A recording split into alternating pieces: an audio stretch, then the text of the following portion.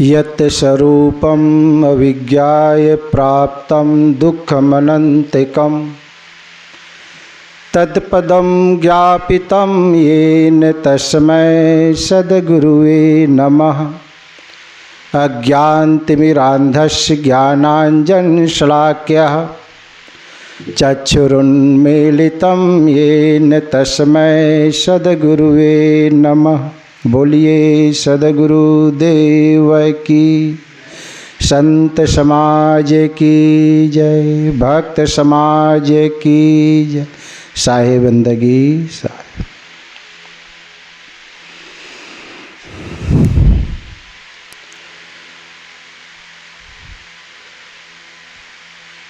अखिल विश्व वंदनी प्रातः स्मरणी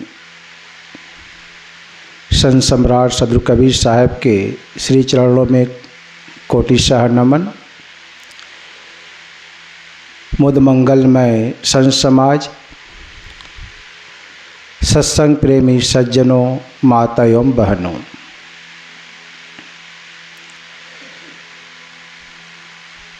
निर्देशानुसार आप सबके बीच कुछ निवेदन प्रस्तुत है।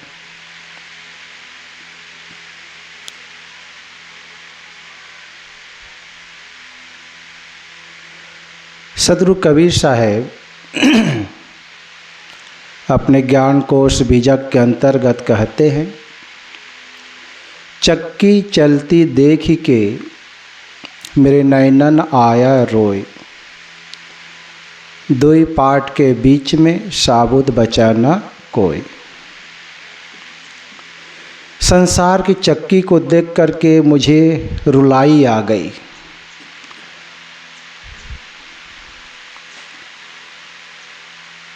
इस संसार की चक्की है क्या? चक्की तो सभी लोग जानते हैं,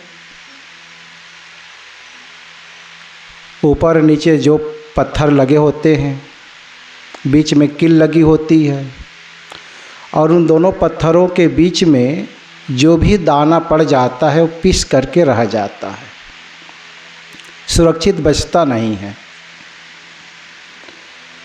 ऐसे ही हम सबका जीवन पिसा चला जा रहा है। जन्म मरण, राग द्वेष, कलह कल्पनाएं, अनेक प्रकार के द्वंद्वों से घिरा हुआ हमारा जीवन पिसता चला जा रहा है। इस संसार में जो भी आता है उसे एक दिन इस दुनिया से अवश्य जाना होता है। आए हैं ते जाएंगे। राजा रंक फकीर, एक सिंहासन चढ़ी चले एक बंधे जात जंजीर। जो भी आते हैं सबको जाना होता है, लेकिन जाने जाने में अंतर होता है।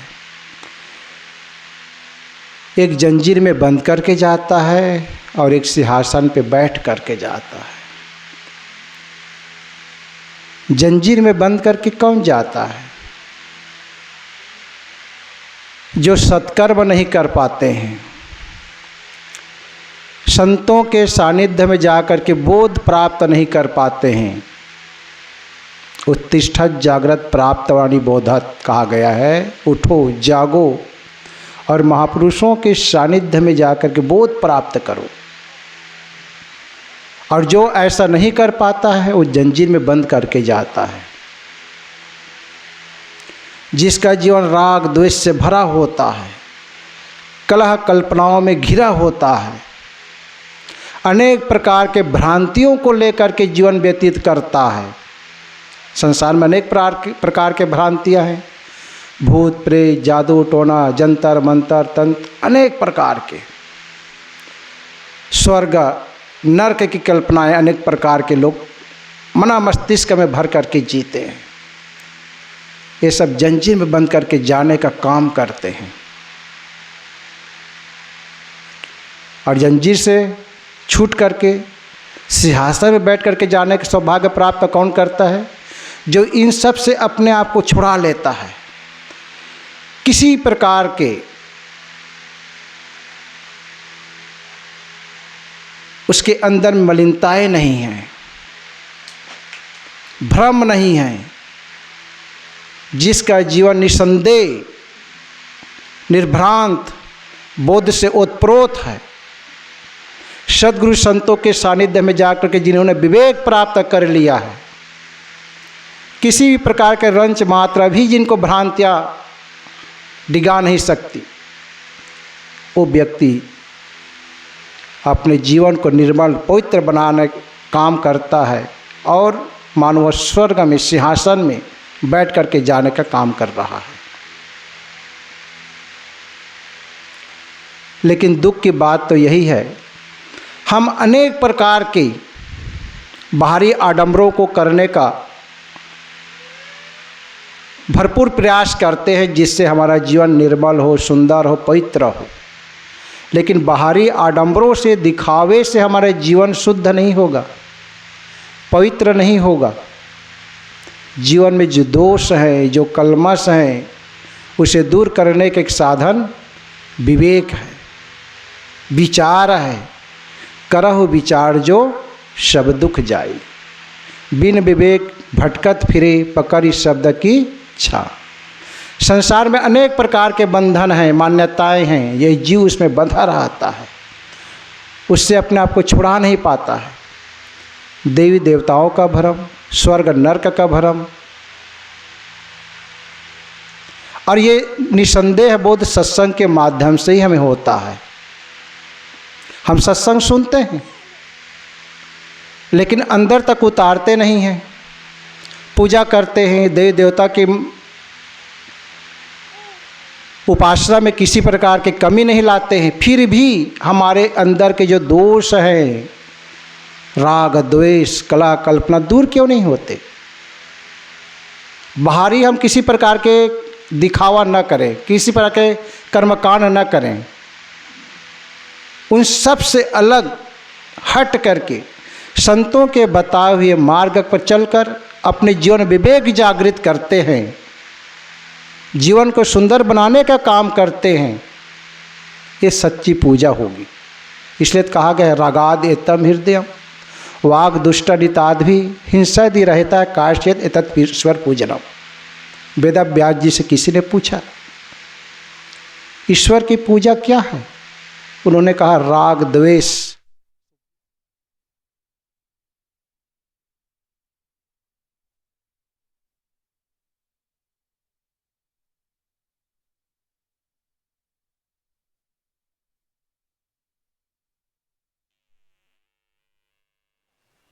मानो वही सच्चे अर्थों में ईश्वर की पूजा कर रहा है। कितनी सुंदर व्याख्या है।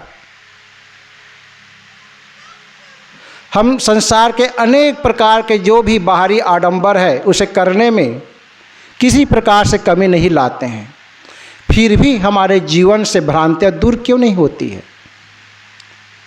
क्यों हमारे अंदर से विवेक उत्पन्न नहीं होता है? जब तक हम विवेक नहीं करेंगे, विचार नहीं करेंगे, तब तक हमारे जीवन शुद्ध नहीं होगा, पवित्र नहीं होगा।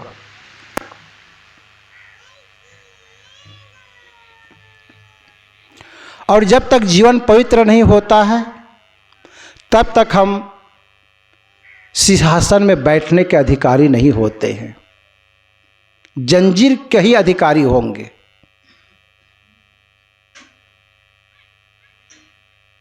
साहब कहते हैं, दुई पाटन के बीच में साबुत बचा न कोई।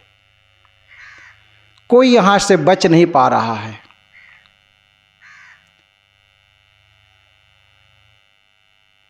बचता वही है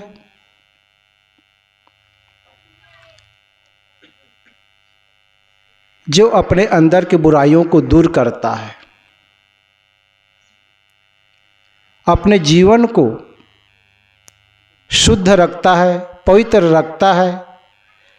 उसका देखना, उसका सोचना, उसका चिंतन करना जिसका पवित्र होता है, मानो वो सिंहासन के अधिकारी होता है। मानव जीवन ही एक ऐसा सुनहला अवसर है जिसमें हम इस जीवन में इस सब कुछ प्राप्त कर सकते हैं।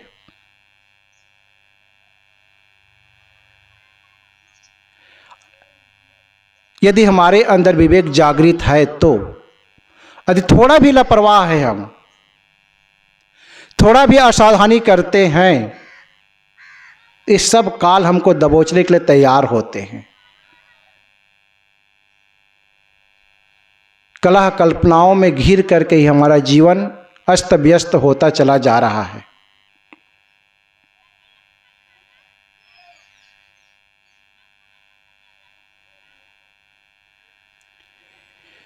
संत जन हमें बराबर जगाते हैं, हमारे जीवन में सजगता और सावधानी लाने का प्रयास बराबर करते हैं कि तुम किसी भी प्रकार के अपने जीवन में गलत फहमी का शिकार ना हो। जीवन बहुत थोड़े दिनों के लिए मिला है। जितना जल्दी हो सके कल्याण का काम, मोक्ष का काम, अनंत शांति का काम करते चले। थोड़े दिन का जीवन है।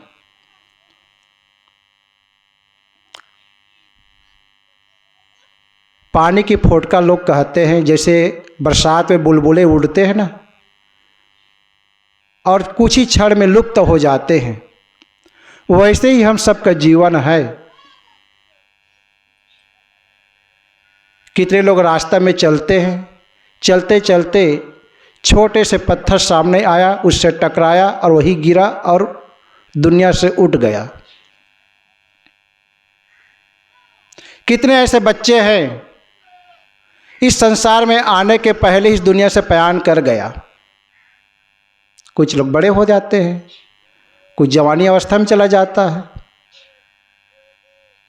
कुछ और अधिक उम्र को प्राप्त करके जाता है। जाने का एक समय नहीं है। मकान का, गाड़ी का और अन्य चीज़ों का इंजीनियर एक बार समय बता सकता है, लेकिन इस शरीर का इस संसार से कब उड़ जाना है, शरीर से इस जीव आत्मा का, इसका कोई निश्चित निर्धारित समय नहीं है।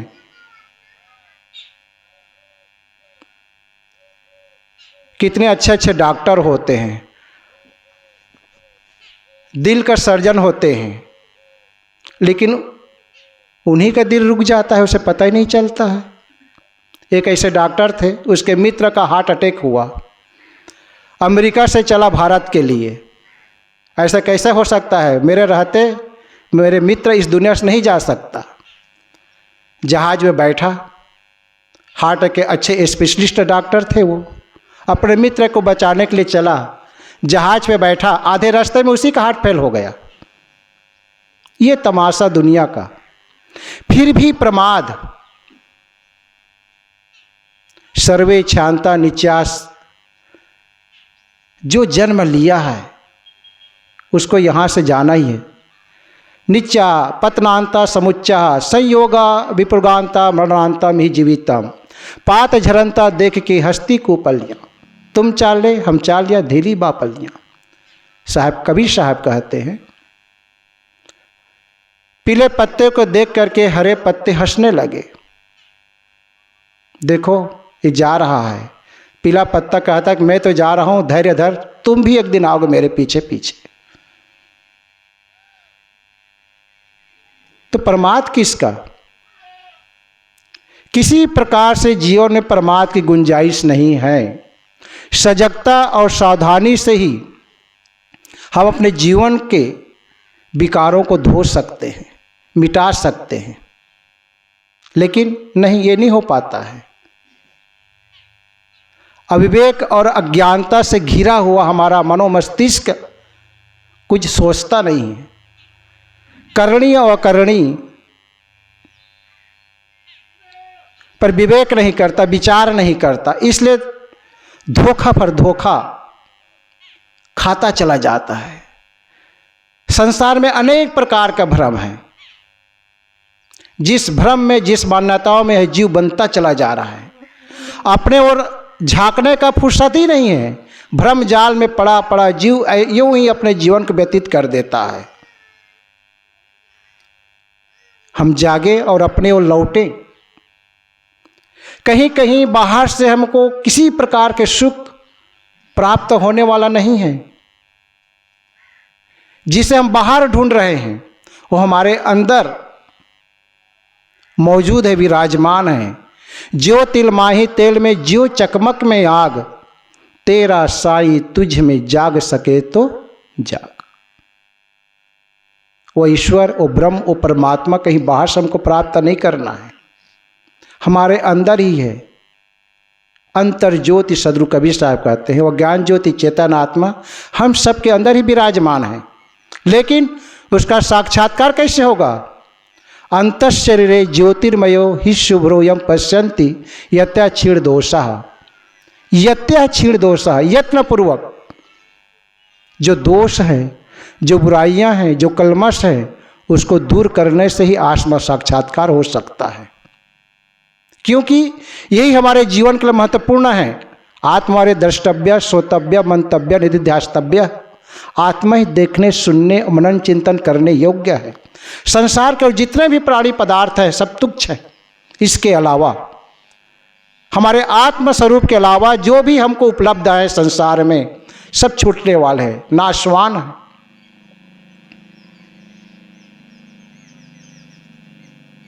देखा सोना लगे सकल जग कांच है, अरे हाँ पलटू जीवन कहिए झूठ तो मरना सांच है। लेकिन इस सच्चाई से हम कब तक अपने आप को बचाते रहेंगे? सच्चाई का तो सामना करना ही पड़ेगा। तो क्यों नहीं? काल करे सो आज कर, आज करे सो अब, पल में प्रलय होएगा बहुरी करोगे कब। जीवन बहुत बेशकीमती है, बहुत ही मूल्यवान है। ऐसे जीवन को प्राप्त करके हम क्यों गलत फहमी में जीवन को जी रहे हैं? अनेक प्रकार के गलत फहमी हमारे जीवन में होता है। उन्हीं बंधनों को, उन्हीं मान्यताओं को तोड़ने के लिए संजर में विवेक हथौड़ा मारते हैं, बार बार चोट मारते। तुम जागो तो।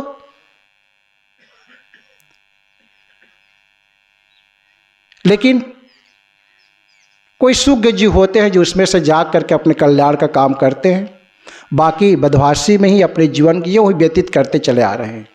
अनादिकाल के जगत में हम अनेकों बार मानव तन को प्राप्त हुए, कल्याण भूमिका को प्राप्त हुए, और जब जब हमने असावधान हुआ फिर उसी 84 चक्कर में गोता लगाते रहे।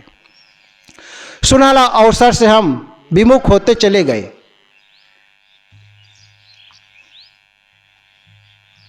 आवश्यकता है जीवन में शुद्ध विवेक जागृत करने की। अभी हम देखें, कुछ ही दिन हुआ है, कल साहब जी कह रहे थे घर में माता है, बहनें हैं, बुजुर्ग हैं, उन सब का आदर सत्कार नहीं होता है।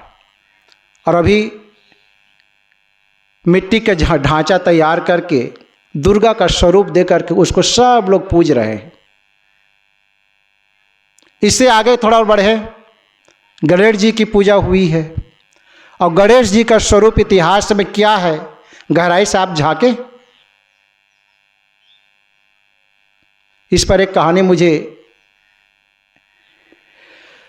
समझाने के लिए याद हो रहा है, एक दृष्टांत के रूप में। एक बाबूजी थे, रेलवे कर्मचारी थे, रेल में टिकट काटने का काम किया करते थे।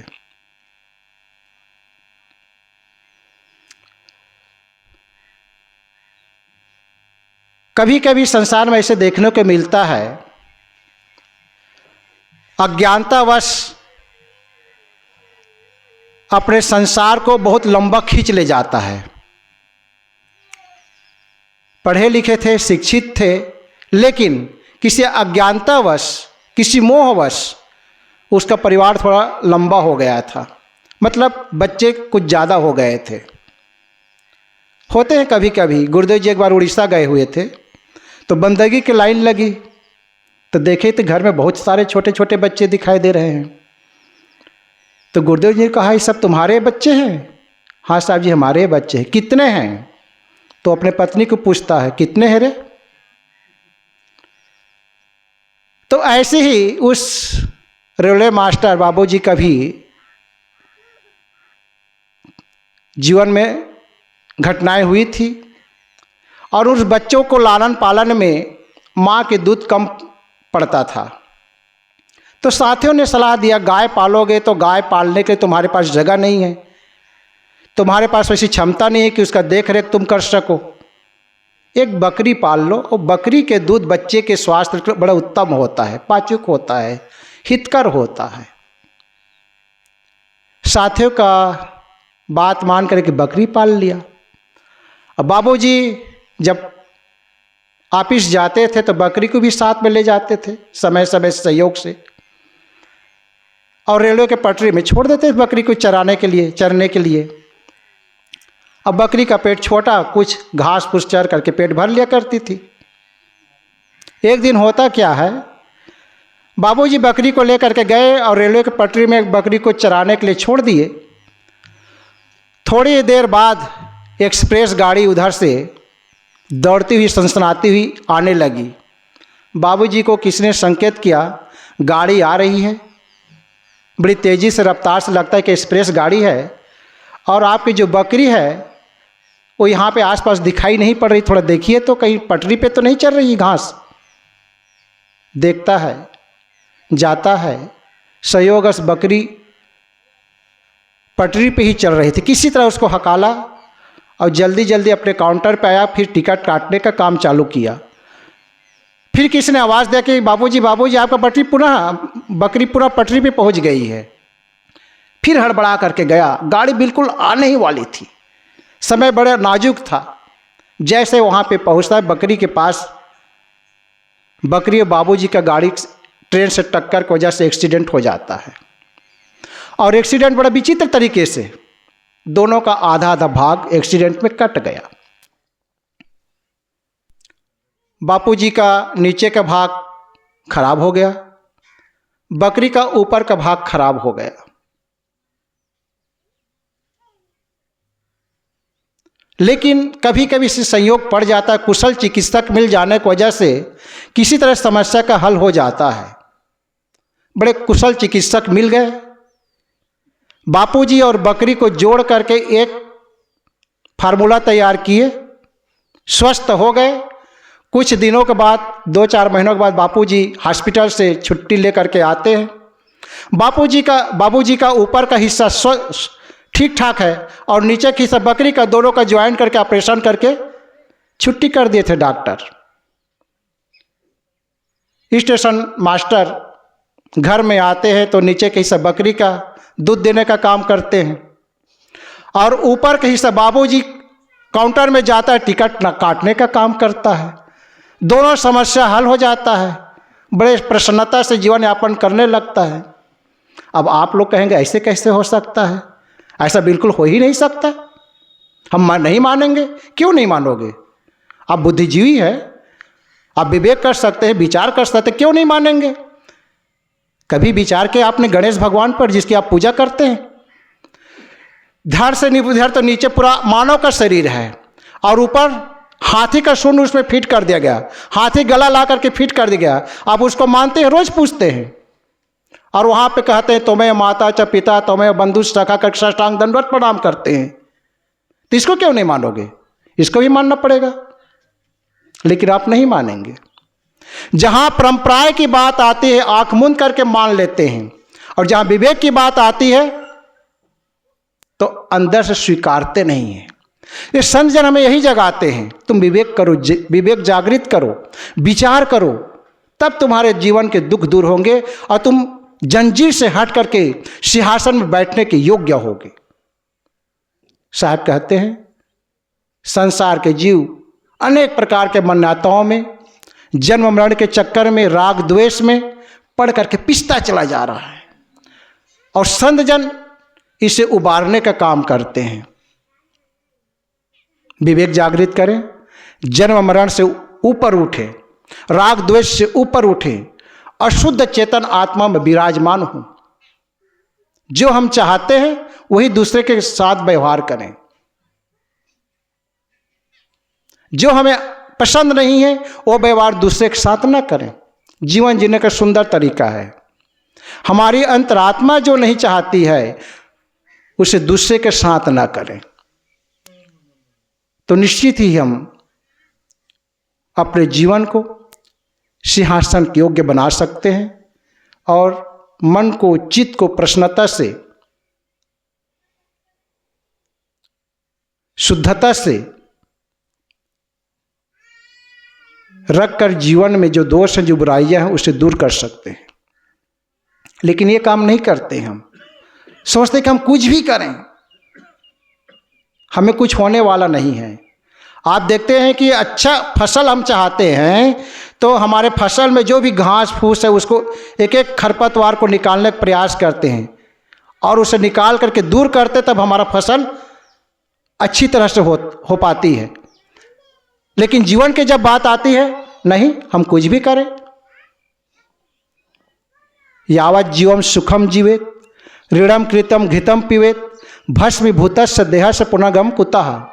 जब तक जियो सुख से जियो। पास में पैसा नहीं है तो कर्ज लेकर के घी पियो। मरने के बाद कौन आता है? यही स्वभाव लेकर के हम जीते हैं। अरे जब तक जियो आनंद से जियो। कौन जानता है कि पुनर्जन्म होता है कि नहीं होता है, कि पाप पुण्य होता है कि नहीं होता है। बंधुओं, सुख से जीना,